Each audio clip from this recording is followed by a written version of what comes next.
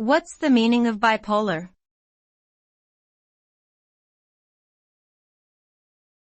Bipolar.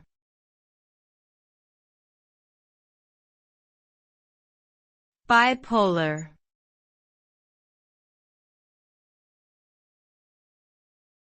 Bipolar.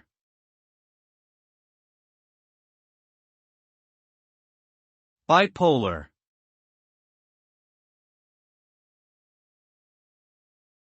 Bipolar is a term used to describe a mental health condition characterized by extreme mood swings that alternate between periods of manic behavior and episodes of depression. Manic episodes are marked by increased energy, elevated moods, impulsivity, and sometimes even delusions or hallucinations.